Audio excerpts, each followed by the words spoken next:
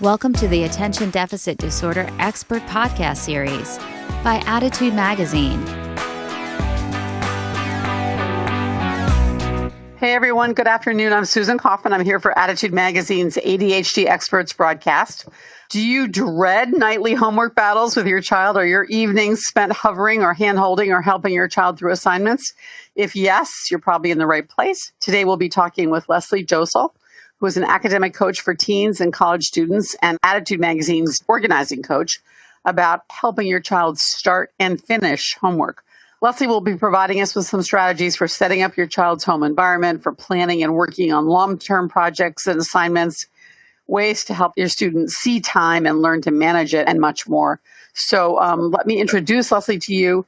She is the creator of the award-winning Academic Planner, a tool for time management. It's a planner that helps students develop and master time management skills.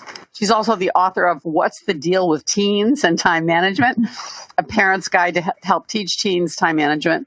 She's become a very respected resource on ADHD and executive function. She speaks and conducts workshops to parents and educator groups on a whole variety of topics facing students today. And interestingly, for all of us, she is the mother of a teen who was diagnosed with ADHD and executive functioning problems early on. And that led her to found her company, Order Out of Chaos. You can find her website exactly at Order Out of Chaos, to provide professional organizing and time management and coaching services to families and their students. Let me thank our webinar sponsor today, Neba Health. Neba Health offers a brain booster supplement packed with really great tasting optimal ratios of omega-3s to support brain health in kids and in adults. Happy, healthy brains, as I say, and no prescription required. So please visit Neba Health, N-E-B-A Health, Health.com to learn more. Thank you, Neba. I will turn it over to Leslie now. Thank you, Leslie, so much for being with us today and for everything you do at Attitude. We are very grateful. So first of all, thank you so much for having me, Attitude Magazine. You are my go-to resource, so I'm excited to be here. Before we get started, I'm going to speak about 30 to 40 minutes, and what I tried to do today was bring things that would fit the range of all age groups. I don't know how old your student is, so I want to say right off the bat that some things would fit obviously much better for a younger student or for an older student. So I really tried to think long and hard of certain tools and strategies that you can implement regardless of the age of your child, with obviously making some accommodations depending on how old they are. So I wanted to just kind of say that first. The other thing I want to do is, before we get into the meat of things, I want to kind of create a mindset for all of you about homework. Truthfully, we could all be here for 2 days talking about homework. There are so many offshoots to it that we could really dive deep. But I really think creating a mindset as we move forward is so important to frame what it is we're going to be speaking about. And this slide in particular is one of my favorites. So to know a little bit more about me, I've been doing this for 15 years. So I've worked with hundreds and hundreds and hundreds of students over the course of those years. And what I find all the time is that for us, homework is really the end goal. It's not the beginning. So when a parent comes to us with the question of, why can't I get my child to start their homework when they come home? Or why is it taking them so long to get homework done at night? I don't start there. To me, that's the end. We have to remember that homework doesn't start when your child first sits down to do homework, but it starts when they first walk into their first class of the day. Did they hear what the teacher had to say? Did they even do their homework from the night before? Did they hand in their homework that morning? Do they even know what is being asked of them? So you need to play a little bit of what I call I Spy, and focus first on what could possibly getting in the way. Now, we are limited in time. I could spend a ton of time just on this slide, and these are just a few things that could possibly be getting in the way for your student. But, and there's a thousand more, I'm sure. But things as simple as social media, or something a little more nuanced and hard maybe to pinpoint, like sustaining effort. I know that for for a student that might have executive functioning and ADHD, walking in the door after a full day of school can't get started right away. So is it homework the issue, or do they need some systems and strategies in place to refuel? So I just want to really bring that point home, that homework really doesn't start when it's time to get homework done, but we need to wrap it back all the way to the beginning of the day to see where the breakdown might have been. Okay, so I know that this is a super, super simple way to categorize kids, and by no means am I saying that kids fall or students fall into these three categories. Every student shows up at the table with their own set of challenges. But over the years, I have tried to kind of categorize it just so that it's easy to understand, what you're possibly looking at in your own homes, or even teachers, what you might be looking at school. So over the years, this is kind of how I have categorized it. And here are a few, again, mindsets to remember as you're talking or looking at your own student. We all know the disorganized child. We see it in their space and their stuff. But I actually really like to talk about time when it comes to disorganization. We don't always think of time as a disorganization, and I do. When I work with a student, I always want to try to figure out, where are they in time? Do they know where they are? Do they have a time sense? Do they understand a future awareness? Do they know how long something takes them to do? Do they know how to move on to the next task? To me, that all kind of incorporates into the disorganization. And in fact, in my work, I actually see more disorganization in time these days than I actually do in space or stuff. All right, the next one I see a lot. And I am seeing it more and more and more. And I am hoping that we will talk about it more and more, because it has become so pervasive and prevalent, is the overwhelmed student. I work these days predominantly with college students, so I am seeing that across the board, the overwhelm, but by no means is it not prevalent in middle or high school students. And what I mean by overwhelm is that they are literally overwhelmed by the overwhelm. And the best way to even explain it or give you an example is I like to use my own child. And just as a disclaimer, anytime I mention my son, he knows that I mention him. I respect his privacy, but it's important for me to just have it out there that you all know that I am not saying anything about him that he hasn't given me permission to say. So what do I mean by the overwhelm? What I mean is that he might have years ago given a math sheet that might have had 20 or 30 problems on it. And even though it was simple computation, the volume of it sent him into a tailspin, where getting maybe a sheet where he had to answer 2 short essay questions, which might have even meant using more brain power or more bandwidth for it, didn't. So I see that a lot with a volume, just the overwhelm of what has to get done. I see a lot of my procrastinators live in this category, and also where to start. Very, very big where to start seems to be where they get stuck here. And then the last one I want to talk about a little bit is that distractibility, being unfocused, taking a long time to get things done. And even though social media, again, probably falls into all of these categories, I tend to see social media really fall a lot into this one. We're not going to talk about social media. That there's not enough time for that in this webinar. But I just really wanted, again, to kind of set up your mindset, because you really do need to know what is getting in the way for your student so that you can set up the right systems, the right structures, and those come first. So they feel fully supported. You know where that breakdown is, to then be able to figure out how to get homework done in the best way possible. Okay, I have a ton more mindsets, but we're just going to stay on those 2 for this webinar. So where do we start? Now, I'm going to bring a lot of tools and tips to you now in the next half hour.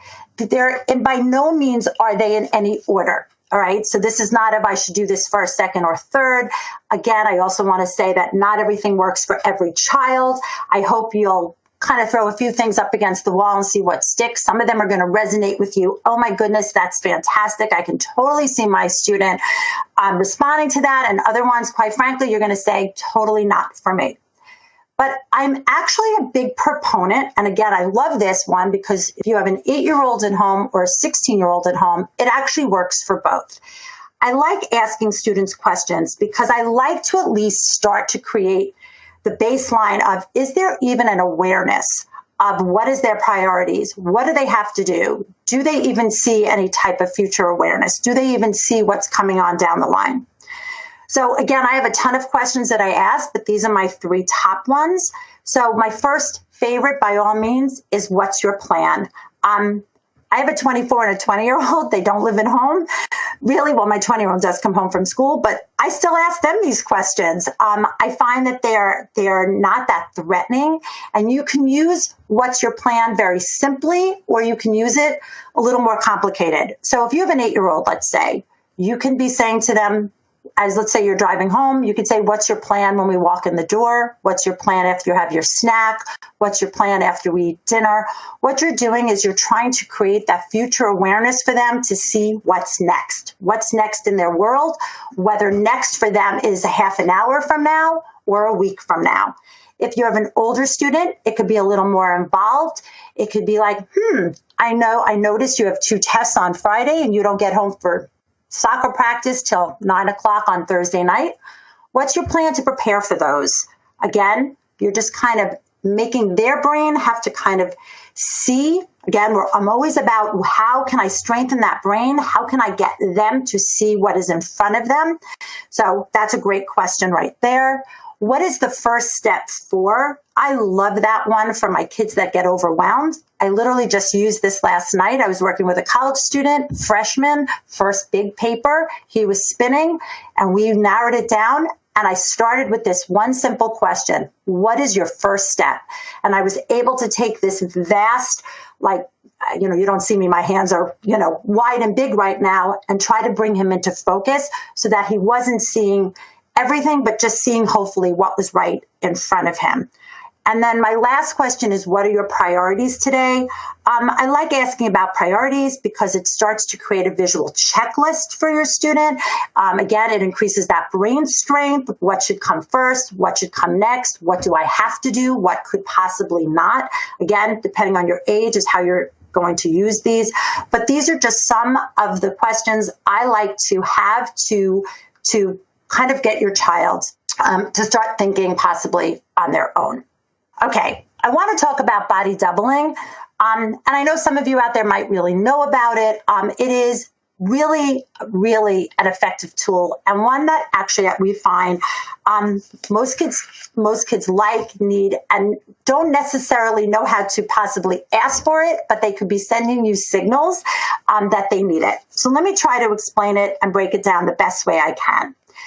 What body doubling is having someone, doesn't necessarily have to be at the same table as you or in the same room even, but it is someone around. So it can be someone at the table, someone in the room, someone on the same floor of the house. It can even be just somebody in the home. And their presence acts like a force field to keep your student focused and anchored to whatever task they're trying to complete. Now, the irony in body doubling is it's not just for students. We see it in our adult clients that they need somebody around to possibly get things done that they might not want to get done. It doesn't necessarily have to be you. Sometimes if you are, let's say, picking up a student from school with his friends and they're going on later on to an activity and you put the 3 of them or 4 of them, let's say, at a kitchen table and everyone takes out their homework to get started, that is actually a body doubling. Your student, if he was sitting at that table alone, might not be able to stay put and focus, but having his peers mirroring what he or she needs to be doing keeps him on task. It could be you sitting at the table with your computer while your child is on his. It could even be somebody in the house in the next room. My student, I always talk about my son, he just needed someone in the house. Having someone in the house anchored him to get his work done. If he was alone, it was very hard for him to get started. So if you have a student that is coming, from another place and wants to be near you, and you're like, oh, go back, go get your work done, go, very lovingly, mind you, but oh, go get out of here, go get your work done. What they might be communicating to you is that they need you or even the hubbub of the house to get started. What body doubling is not, it is not tutoring. It is not somebody teaching your child something. It is not communicating. It's not you, to be very nice about it. It is not you hovering, saying, oh, you didn't get this one right, or do that one over. You are not really speaking at all. You are just in each other's presence to anchor and to act as a force field. So it is an amazingly effective tool. It's one we use all the time, and one that your child actually might be communicating to you that they need. So here's a tip within a tip. So if any of you know me or follow me or seen me do some of my things, you know that I love my privacy shields. They're on every back to school shopping list for everyone. Why? For a few reasons. Number one, there are students, like I just said, who need that body doubling, who are communicating that they want that. But then there are kids that we know who should not really be maybe alone doing their homework. We want them out of the bedroom, or we want them out of a space where we can't see them. But then they also don't want to be sitting out in the open in a fishbowl, right? They want some privacy, particularly if you have an older student. So this is what I love about them. What they do is, yes, they can be maybe your child sitting out in the open at a kitchen or a dining room table, but they have this privacy shield board around them to give them a little bit of the privacy that they need. The other thing it does for some of our students, I know that they don't love being this wide openness. Sometimes that is very difficult for them. That type of environment doesn't work. That a small space, a cozy nook, an intimate feel actually helps them to get activated, and a privacy shield can actually create that for them. And thirdly, why I like them is I am not a proponent, this is again from me, of a student, if they do not want to be in the same place all the time to do their homework. I like to move kids around, and the privacy shield is portable, It could actually act as almost like a quote unquote mini office for them. I have kids who, I don't want to say decorate them, but they put calendars on them. They put their schedule on them. They even have pockets for pens or things that they need. So it becomes almost like a portable homework station for them, by giving them the privacy that they need and not having them completely exposed. So if you have a student where you're trying to negotiate, well, I don't really want you to be in your room, I want you to be out in the open, and they're like, well, I don't want to be in this fishbowl, this is kind of a nice way to bridge the two. Okay. I'm not going to spend time on talking about timers the way we all know timers, because I think this community knows about timers very well and knows about timer in particularly. I have mad love for them, as most of us do. What I wanted to bring to the table today is a few ways that I use timers just a little bit differently than the most typical way. Now, here's my disclaimer before we all go here. I know that timers don't work for every student. I know that they can create anxiety. So I know that. So this is not for the child who is anxious and can't see a timer go. This is for a student that we work with that like timers, because timers for them are game-like. So I want to just put that out there. So here's where timers fit in our world at Order Out of Chaos. We are true believers that the environment that you create is essential and paramount to getting work done. Again, for those of you out there, this doesn't necessarily apply just for homework and for students. This is for adults too. Okay, your environment is key to creating a motivation. I don't know about you, but it is really hard to be motivated all the time. I know I run my own business. There are plenty of days where I go, I'm just not in the mood. And I am sure you as adults are saying that. So imagine what your kids are saying that. So we try to create environments for our students, even as well as our adults, so that the environment is communicating to them what needs to get done. It could be as simple for us as like pretty pens and pretty folders, a cute mug. It could be painting an office, bright orange. It could be your lighting. It could be anything. But a timer can actually provide that outside motivation for your student to get something done. It takes the dialogue out of you and them. But what I like to do with a timer is I like to add major novelty to it. I never set a timer, even for my own self, for 10 minutes or 15 minutes. I don't know who wrote the book on that, but I like to do 17 minutes, 32 minutes. I like to do it at an off time because it's not boring, it's not generic, and it's novel. And for students, when something is novel, it's fun. And if it's fun, it's memorable. And what we want to do is build that habit of possibly, hopefully, getting them going on their own, getting started on their own. So if we can get that getting a memory like super glued in their brain, then hopefully we transfer that skill to them. So that's really how I like to use timers, for that way, doing it a little bit off, because I want to explain this the right way too. When we do something that's a little different, it's a little uncomfortable, but it's a good uncomfortable. So if I can provide that in my students, then that's a good thing. I hope that totally made sense to you. All right, I'm moving really fast. Okay, let's talk about planning time. So in the interest of true disclosure, yes, Order Out of Chaos, we are a planner manufacturer, but I am not here to talk about planners at all. You'd be surprised to know that we have plenty of kids who work with us at Order Out of Chaos who absolutely 100% do not use our planners because that mode does not work for them. What I want to talk to you about in the sense of planning time is how do we get our students actually to use a planning tool? I get asked that question. I would say that is probably the biggest question that we get asked is, how do I get my child to use a planner? I want my child to use a planner. And what I tell parents is this: using a planner is obviously fantastic. Trust me, we know that, but it's not the goal. The goal is figuring out for your child and for them to figure out how they can manage their time, specifically how they can see time. You heard it. I created a planner. I wrote a book on time management. I am all about time management for students, and this is my mantra. Your child needs to see their time in order to learn how to manage it. It's that simple. So when I get the student who says to me, but I can find that information online, you know what I tell them? I tell them they're right. They can. Because I don't ask my students, what do you have to do today?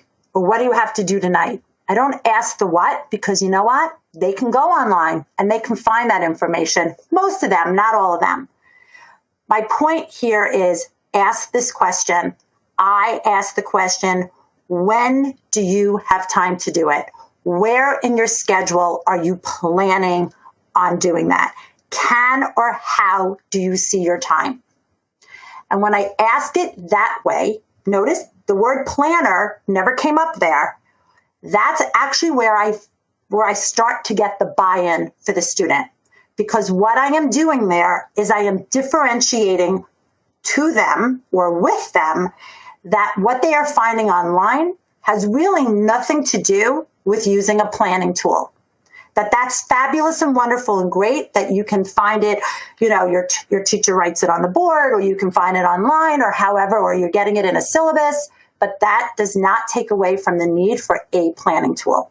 Now, I could do a whole webinar just on planning, and I have, but I just really wanted to bring that question and that answer to you because I really get that all the time.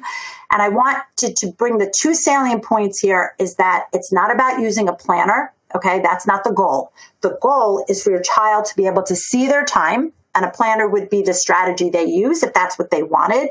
But it's really about the when and how to separate out that this is a planning tool versus a to-do list tool.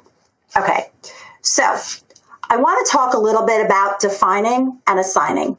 And again, I don't want to just talk about defining like we all know it. We've all heard that, break it down, break it down, break it down. But here's my nuance on it, and here's my take on this. So I will ask this question to my students all the time to try to get an idea and a sense of what they know and what they don't. So here's what I mean by that. I will ask the student, if you were given a math homework assignment, and the assignment was to go to page 253 and do problems 1 through 5. Do you understand what is being asked of you? That's the question. Do you understand what is being asked of you? Now, understand that this is not about academics. I'm not asking if they understand how to do the math. Okay, I want to make that clear. This is not about do you understand the math as math is. It's do you understand the assignment, what is being asked of you to do? I would say about 99% of my students will say, absolutely. You want me to open my textbook to page 252 and you want me to do problems 1 through 5. I totally understand what is being asked of me. Okay, great. Now I'm going to ask a different question. Let's say you have a history test on Friday in Mesopotamia.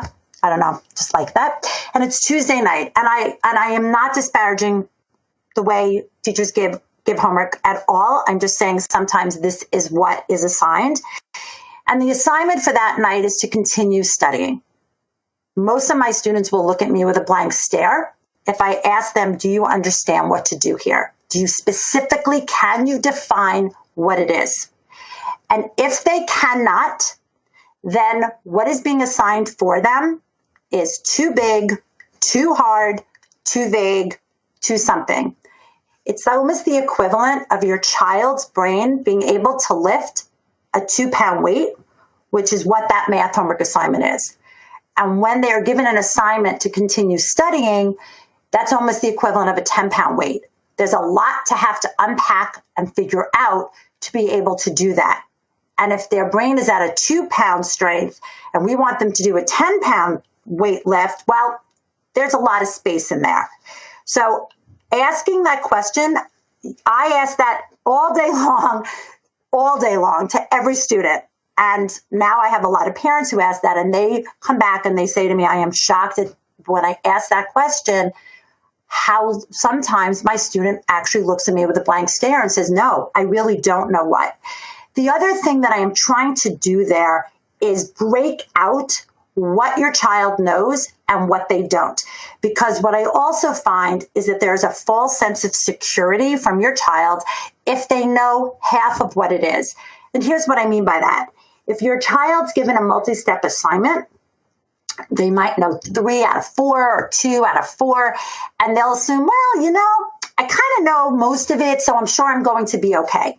And that's really not the case. So I want to really kind of break it out, and I want to really make sure that they know everything that is being asked of them to do so that there's not a false sense of security and then they get stuck later. Remember that slide all the way from the beginning? It's kind of, I'm wrapping ourselves all the way back to that. So I'm not going to go through here how to define. We all know how to do that. But I want to try to help you with some tools to get that dialogue going. So that's the define end of things. But now we have the assign end of things. Now, again, we all know, assign it so they know it. But here's a few of my rules of thumb, a few things that I do that are a little different and a little, I think, out of the box. So let me give you those. All right. The first thing I do when we are working on assigning, whether it's a long-term project, maybe a long-term, like if it's finals week, even when I have older students who are doing, ACT or SAT prep or anything that is multiple, that is going to happen over time. I like to give it the same heft, the same importance, if I can, as an after-school activity. All right. It is absolutely assigned like that. It is not just kind of thrown out as a kind of sort of hoping it will get done. It definitely bears the same weight as having an after-school activity or an activity on their calendar.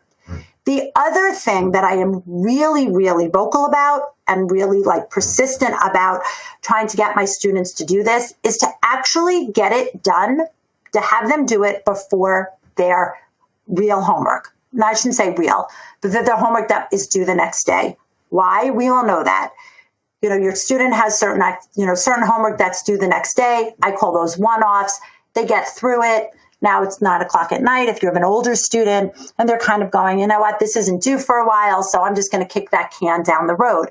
So I reverse it. And again, it makes students uncomfortable. We're not used to doing things this way. We're not used to studying before we do homework. We're not used to working on a long-term project before we do homework. So having it done before really actually ensures that at least, even if it's 20 minutes, 25 minutes, this is obviously for older students, they're actually going to get some of it done and move to the next day. The other thing I try to do, doesn't always work, again, this is totally going to depend on your student, their schedule, is I like to make kids a little bit uncomfortable.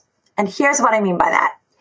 I don't know about you all, but there are plenty of times when I work all day, and then when I pull into my driveway, I actually sit in my car and I get my phone calls done or I get my emails done because I'm still in that work mode.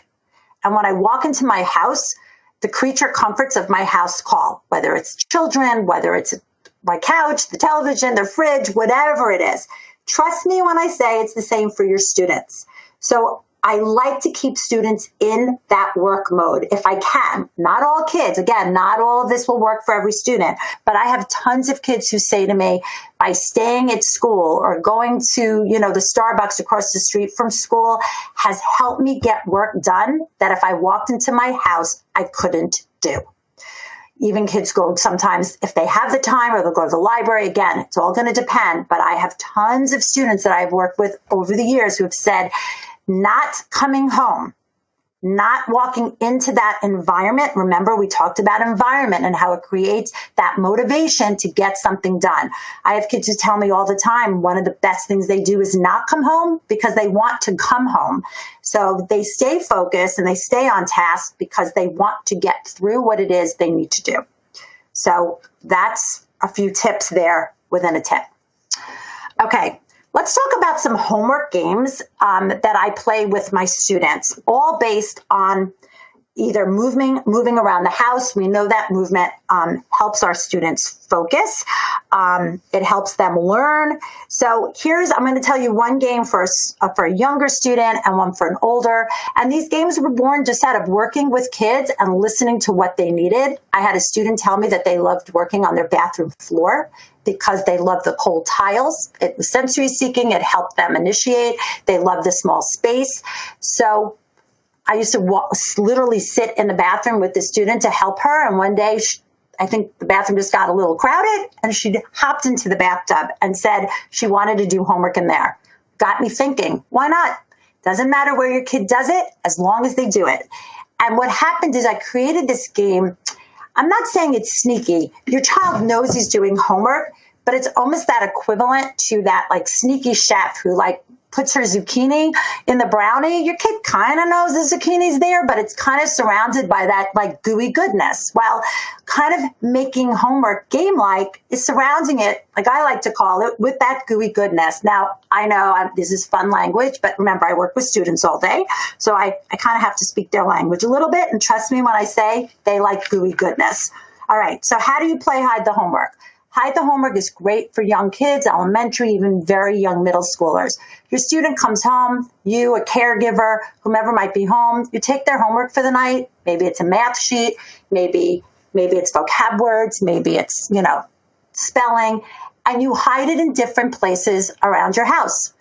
And the more fun, the better. In the bathtub, under the kitchen table, maybe if you have a closet with a light on it, anywhere that they can go to make it fun and novel. I work with a lot of students who need fun, who need game-like. We know that with ADHD. So moving them around the house, having them do homework wherever they find it, is kind of fun. Now, it doesn't have to be hidden.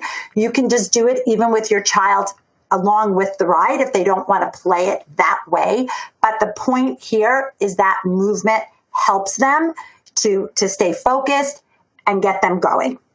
For your older students, it could be something as simple as, and again, a timer is needed here, but it could be as simple as something called Beat the Clock, where we set up stations around the dining room or kitchen table. Believe it or not, this was something that my daughter loved, who does not have ADHD, because she liked the concept of switching subjects. She did not like working on one subject the whole time. She got bored. She lost focus. So switching of those subjects helped her keep her focused and moving. So for some kids, again, this is, if you have a kid that likes this, you can put a timer in the middle of the table. You set up your stations. They work for a certain set amount of time. When that timer goes off, they move to another station, and they keep moving around the table until certain subjects are done. These are just a few of the games that I like to play. I have others, but these are, and again, you can have variations on them. It doesn't have to be stations. They could figure out different places in the home for different subjects if that's how they want to do things. Okay, other ways to do it. I'm a big believer, if you have it, of walking that dog. Used to do this with my son. I'd grab the flashcards. He'd grab the dog. We'd walk around the neighborhood for 20 minutes. By the time we got home, he had studied, and it didn't even feel like he had done it. But the combination of the movement and the walking and us together really helped him tremendously. We know about bouncing balls, jumping on a trampoline, but one of my absolute favorite is sidewalk chalk. Again, it's always on my back to school shopping list for families, because math is a great thing for your student, particularly a young student, to be doing. Weather's still nice, go outside, hang out on your driveway, let them do, any type of math problem or anything really using sidewalk chalk. Anything that you can think of that's just a little bit out of the box and a little bit game-like, that takes the enormity of just like sitting and doing out of the equation. I'm going to talk a little bit about music. Music is another tool I use in my work, and I find it to be very, very effective. Again, I know the jury's out. Some of you say music is super distracting. Some of you say it's absolutely perfect. Again, different tools for different students. But here's my rule of thumb using music, and here's what I like to do. And here's why I have found it to be an interesting way to help with homework. So what I like to do with music is I like to have my students create a playlist. Interestingly enough, I like, again, for it to be an off number. So it's not a 30-minute playlist. Sometimes I'll say make a 32, a 28. Again, keeping it novel and fun and memorable. My only rule is that it's not music that they do not know. So, for example, I had a student the other day who told me, like, the new Dawes album came out and he wanted to use that. And I was like, I would prefer you not to, because I want them to use music that they know, so that it becomes kind of white noise and not music that they're straining to like remember or learn the words. But here's where I really like music. I know for me to get to get moving and to exercise, I need to hear my playlist.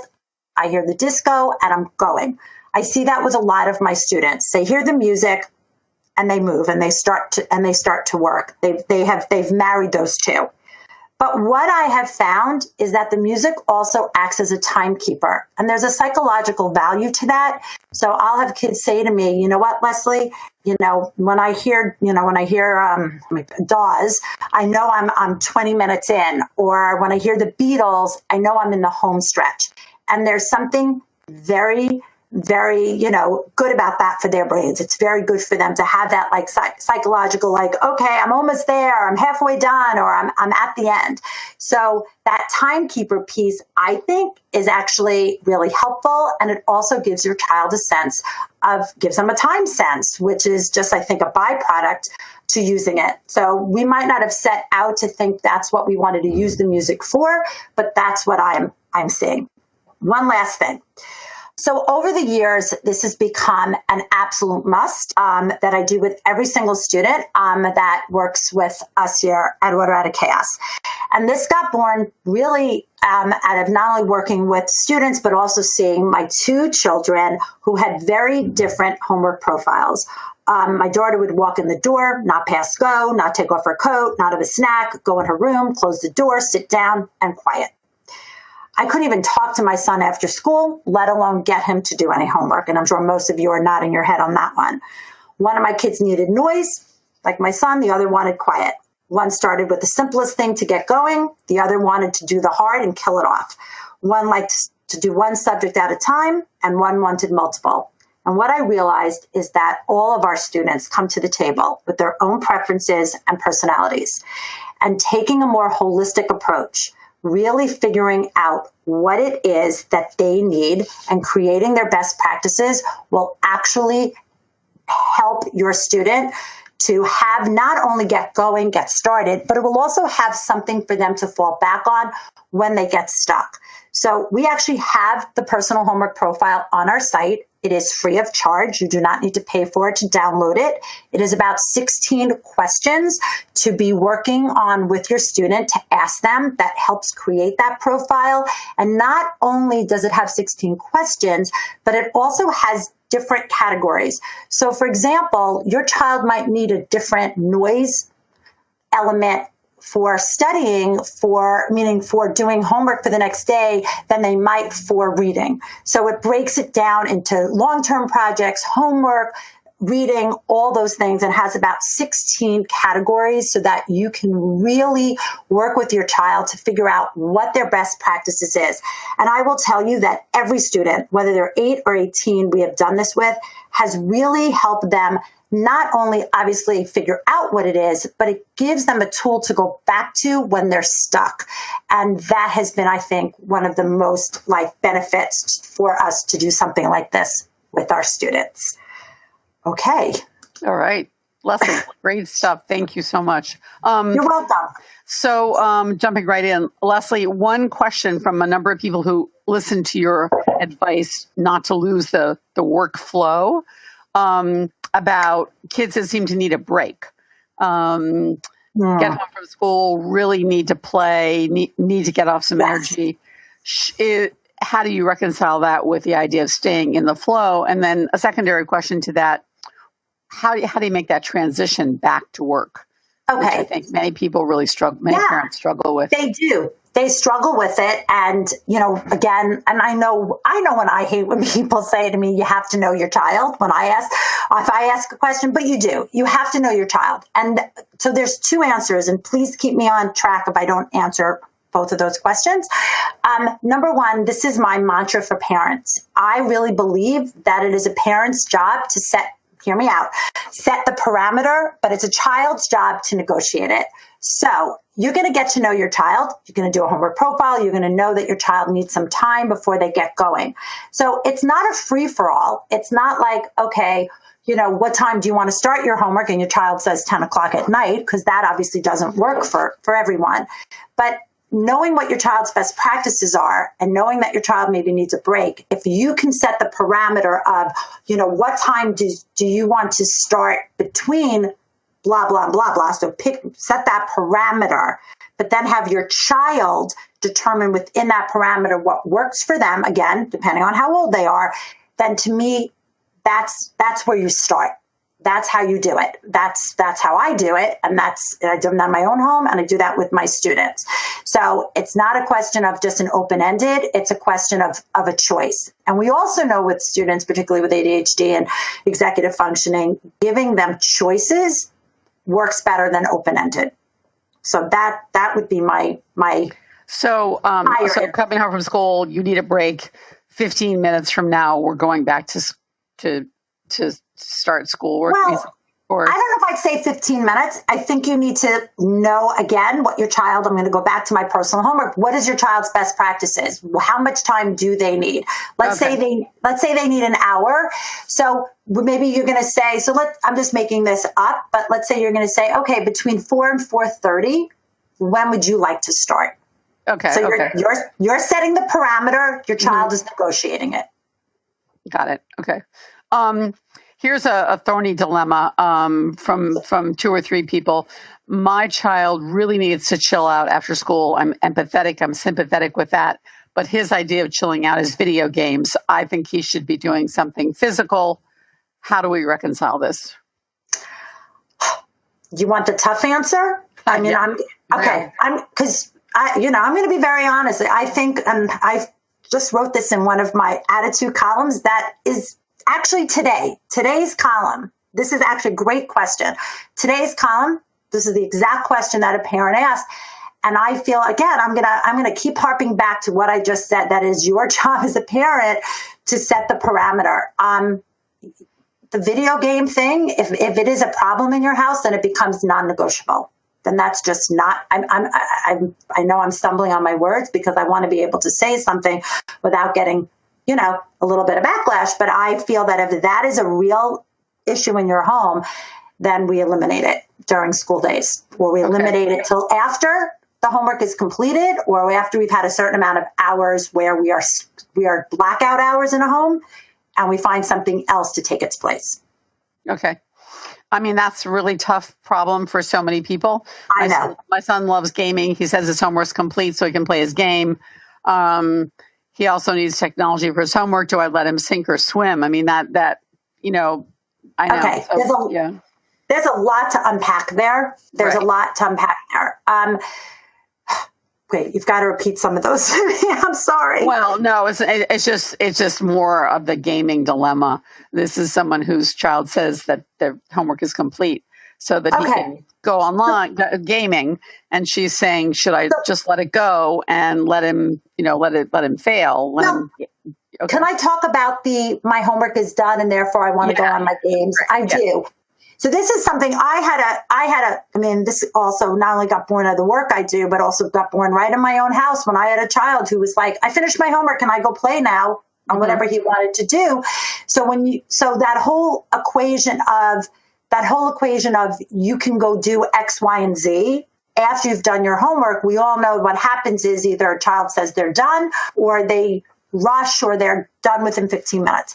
So that didn't work for me. And I know it doesn't work for most of the parents we work with. So I flipped it on its head and said in my own home, and I have this in others, is that you create a blackout hour. You create a blackout 2 hours where it doesn't matter if your child has no homework or has 15 minutes of homework or 2 hours of homework, but that time in your home is just screen free. So it's not about getting on my video games after I'm done. It's the opposite of you get X amount of time per night on your video games. So if you're done with your homework at 5, that doesn't mean you get to go on your video games. Your video game time could be from 8 to 9. Okay. So that's how I handle it. Solve the problem. Yeah, absolutely. Here's another question that I find really I've seen before, and I suspect it's a big issue for many people. My child insists in doing homework with TV or YouTube on. It takes him twice as long to get it done, and he stays on YouTube too long, and homework remains undone. What do I do? Oh boy, I know. Because I know how I answer this, and it sounds like I'm being, and I'm not. So I'm all about. You heard me. I'm all about music. I'm all about movement. I'm all about noise. But I have, to me, there's no television. I think, I don't want to say there's no, but I know that there are kids that say, well, I'm just coloring something or rewriting something and I have the TV on. But again, this all goes back to knowing your child. If your child is on YouTube and they're not getting their homework done because they're on YouTube, it's your job as the parent to know what they're doing, when they're doing it, how much they're doing it, and how to put systems in place to not have them do it. Right. I don't know how else to answer that. Yeah. We have. Yeah. It's stepping it's up. It's a hard one. No YouTube. It's very tough. Yeah. I mean, some people who are writing in argue that their children need screen time in order to do their homework, and so the challenge that they face is separating what's going on online, whether this is actually anything to do with homework or whether it's moving on to gaming. Do you believe that screens should be used in a public place? I mean, in a family setting? I think it depends on your child. Listen, there are definitely kids that can go on and video game to kind of regroup and need that for their, just need that for whatever, for whatever they need it for. We know that, and can transition and say, okay, I'm done. And now it's time to go back.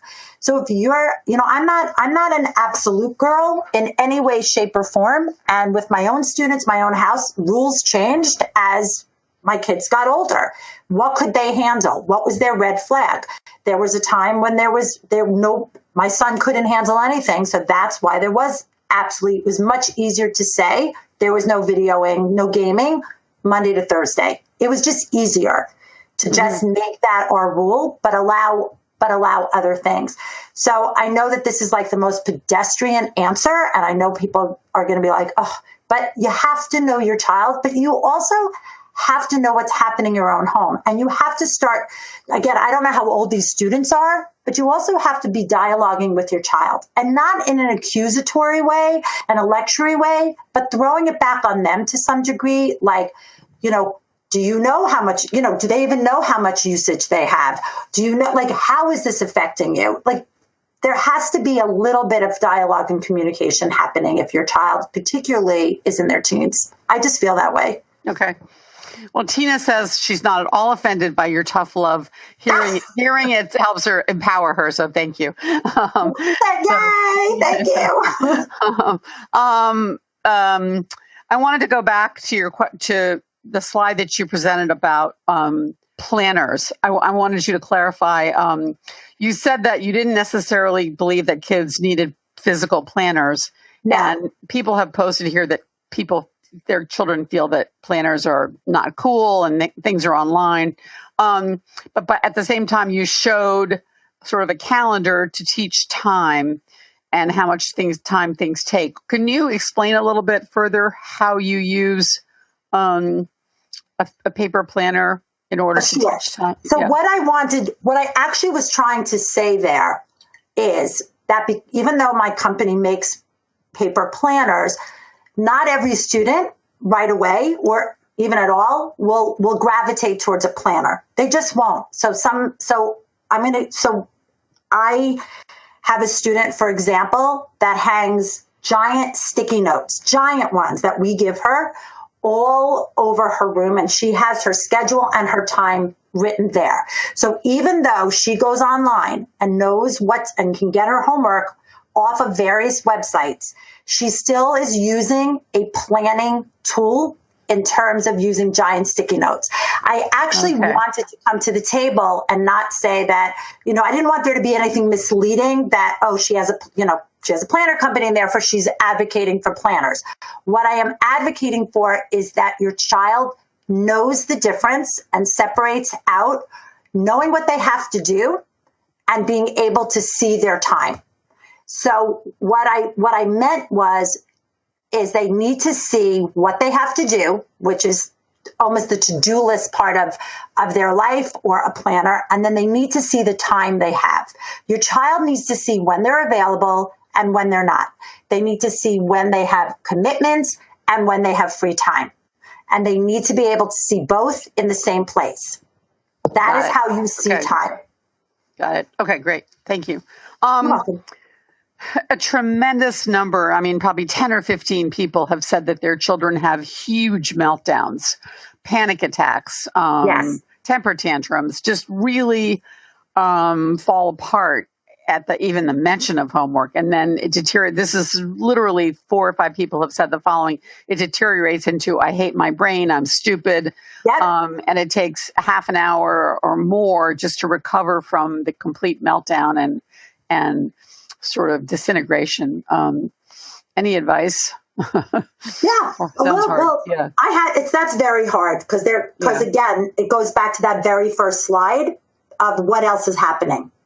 Do you know what I mean? Mm-hmm. That it's not about your kid walked in the door, it's 7:00 at night and all of a sudden they're having a meltdown and you're putting, and we all do this. I used to do this. We're all focused on just getting getting through the meltdown at 7 at night. What we all need to be doing is going back to 8 o'clock in the morning and kind of seeing where that breakdown is. What is it about it that is bringing us to that point? Again, I told you, I talk about my son. My son was the same exact way. It was explosive. It was about getting homework done. A couple of things that worked. Again, I don't know your children. I don't know how old they are. So these are like, very 36,000 level view. Barrier to entry completely eliminated, meaning I tried to make things as small and as simple as possible. So if it was just like one word or one math problem or one spelling word or one vocab, that was it for the beginning. But you know what I mean? As I wanted to remove that barrier to entry as much as I could. Okay. That would be and the second thing I did was that's where the body doubling really kind of helped. And if it meant me having to be there to actually initiate getting started and then back away, I used to do that as well. Say that again. What did you do? We talk about body doubling where you're not communicating and you're not helping, but if your child needs you to actually help and get them going, then because we see that a lot where they need that, it's that getting started piece. Mm-hmm. And then hopefully once they get started, they can kind of stay in it for a little bit. So if you have to be there to get started, we have to meet our children where they are. We know that. So if you have to be there to help them get started and then possibly move away, literally and figuratively, then try that as well. Okay. So here's an interesting question. 2 questions. One person says, my child doodles while doing homework. And per the teacher in class, how can I help my child? Another person says, my child is messy when doing homework. Any thoughts on that? I think doodling. I love doodling. That's so funny. Doodling is great. In fact, past Saturday was Doodle Day, National Doodle Day. And I wrote in a post that doodling helps your child focus. You will know if your child is doodling we know that the brain needs to clear itself by doing something involuntarily so that they can take in information.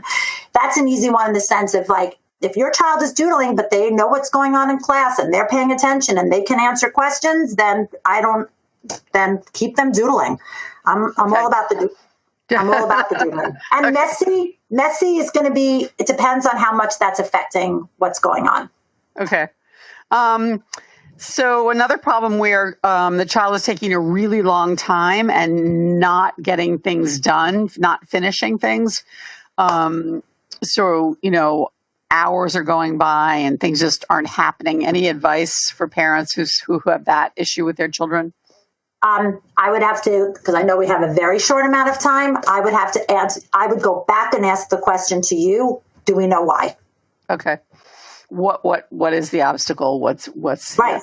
Leslie, why? Can you say your website again and the personal homework profile where that is? Okay, we have 2 websites. We have the name of my company is Order Out of Chaos, but our website is orderoochaos.com. And all the homework profile and all our other things live at products.orderoochaos.com. But don't worry, both websites will take you to the other one. Okay. Thank you, Leslie. Thank you so much. Incredibly empowering, incredibly interesting, and you have great advice. So we thank you. Thank you. My pleasure. We'll come back and talk with our listeners again. Thanks, everybody, for listening. Bye, everyone. For more Attitude Podcast and information on living well with attention deficit, visit attitudemag.com. That's ADDITUDEMAG.com.